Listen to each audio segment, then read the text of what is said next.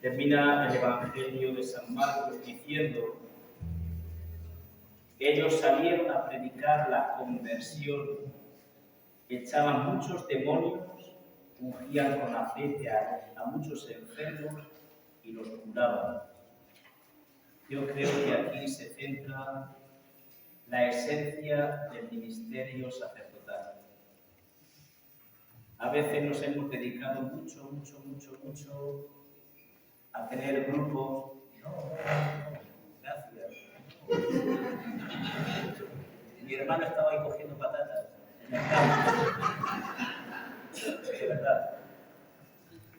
Me decía cuando yo estaba recién ordenado a la gente, y con esa camisa negra y ahí el cuello cerrado, ¿no tenéis calor? Pues claro, vamos a tener calor. Pero en ese momento me acuerdo de mis hermanos que trabajan bajo el sol y digo, pues si ellos están trabajando bajo el sol, ¿por qué no te va a hacer un sacrificio? Entonces yo lo agradezco muchísimo. Tengo el pañuelo empapado ya, pero pues ya y decía que a veces nos hemos dedicado mucho a otros ministerios que también son importantes, pero tanto nos hemos dedicado a otros ministerios que hemos dejado olvidados los más esenciales y el sentido verdadero de nuestro envío. Es a echar demonios, a predicar la conversión y a ungir a los enfermos para que sanen. Es verdad que muchas veces confundimos términos. Mi pregunta hoy sería...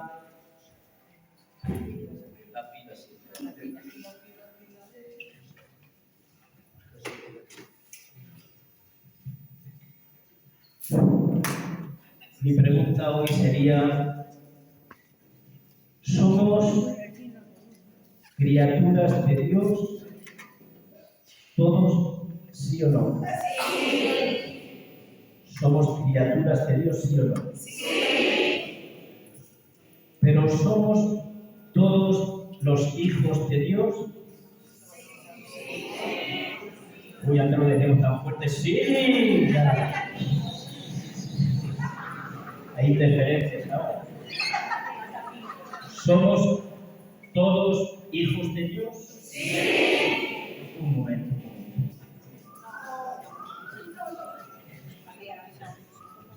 ¿Somos todos hijos de Dios? Sí. Unos sí, otros no. Unos no, otros sí. Pues efectivamente, unos somos hijos de Dios y otros no son hijos de Dios. Todos somos criaturas de Dios. Nada más comenzar el Evangelio, como para que lo tengamos bien claro desde el principio. Y dice San Juan: los que lo recibieron, aquellos que lo recibieron, que son los que creen en su nombre, les concedió ser hijos de Dios. Los que le recibieron les concedió ser hijos de Dios. ¿Todos reciben al Señor? Y si no, que somos hijos de Dios por el bautismo, ¿sí o no? El bautismo nos ha hecho ser hijos de Dios, y es cierto. El bautismo nos hace hijos de Dios. Pero cada vez, en cada momento que hemos pecado, hemos renunciado a ese derecho de ser hijos de Dios. Porque con el pecado rompemos nuestra relación con Dios. El pecado rompe el ser hijos de Dios. Pero no hay que desanimarse. Yo os animo que esa relación se establezca con el arrepentimiento y también con el sacramento tan precioso que la Virgen María en Medjugorje nos recuerda, que no lo olvidemos, el sacramento de la confesión. Y así, arrepentidos, y así absueltos, volvemos otra vez de nuevo a ser los hijos de Dios. Y efectivamente, el ser hijo de Dios es el proyecto que Dios diseñó para toda la eternidad, para sus criaturas. Dios así lo deseó. Fue el pecado que rompió ese deseo de Dios. Determinó, porque así lo quiso, que por medio de Jesucristo fuéramos sus hijos. Así lo determinó el Señor. ¿Y qué significa ser hijos de Dios? Significa que podemos llamar a Dios Padre, porque realmente somos sus hijos. Pero ojo, tenemos que cumplir las condiciones de hijos. Tenemos que cumplir el papel que como hijos nos toca. Lo que significa Padre nuestro es que Dios es Padre de Jesucristo y también es Padre mío, también Padre nuestro. Y eso porque Jesucristo no le bastó redimirnos, sino que quiso compartir su Padre con nosotros. No le bastó con redimirnos en la cruz, sino que quiso también compartir la grandeza de Dios creador. Se nos ha dicho que somos hijos adoptivos. ¿Os suena eso? Se nos ha dicho muchas veces que somos hijos adoptivos de Dios, porque aparece ese calificativo en algunas traducciones bíblicas. ¿Y cómo es un hijo adoptivo? Es alguien admitido a la familia, que es acogido, que aunque no es hijo realmente, tiene los mismos derechos, ¿sí o no? Somos hijos adoptivos. Pero en el caso de nosotros, nuestro caso que hemos decidido seguir al Señor, que cada vez que rompemos esta relación de padre e hijo, acudimos al sacramento de la confesión para restablecer esa unión, somos más que los hijos adoptivos, porque el padre que adopta no ha comunicado vida al hijo adoptivo, pero Dios sí nos ha comunicado su vida. Podrán llamarnos adoptados, porque en el bautismo hemos recibido la vida divina de nuestro Padre Dios. Qué bonito, qué grandeza y qué poco lo apreciamos. Adicionalmente somos herederos. Con Cristo somos herederos también nosotros. Así lo dice la carta a los Efesios. ¿Y cuál es nuestra herencia? El derecho ¿a qué? A la vida eterna. El derecho al cielo. Esa es nuestra herencia, poder alcanzar la eternidad. Lo que sucede es que muchos la rechazan, se ponen en contra de Dios. Muchos deciden negarse a ese regalo tan grandioso.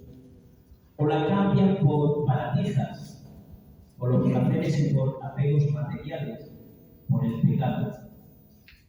Entonces, el llegar a ser hijo de Dios y heredar el cielo es una opción, no es una imposición, es una invitación por parte de Dios y es una opción desde nuestra libertad.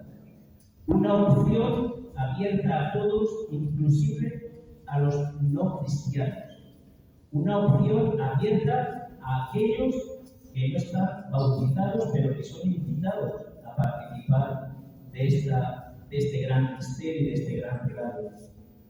Pero esa opción requiere también condiciones. Y una de esas condiciones es la fe en Dios, la fe en su Hijo Jesucristo. Esto es lo que significa el recibir a Jesucristo que nos habla San Juan. Y recibirlo es aceptarlo a Él y aceptar todo lo que Él nos ha propuesto y nos exige. Pero otra condición, consecuencia de esa fe, es que son hijos de Dios los que se dejan guiar por el Espíritu de Dios. Y dejarse guiar por el Espíritu de Dios es ir aceptando la voluntad de Dios en nuestra vida. Es aceptar la voluntad de Dios en nuestro día a día, en nuestros quehaceres. Es ir descubriendo el misterio de su voluntad. El misterio de su voluntad.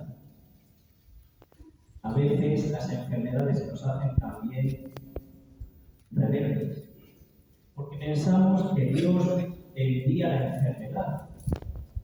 Dios no la envía. Dios la permite, pero la permite siempre para sacar un bien de un mal.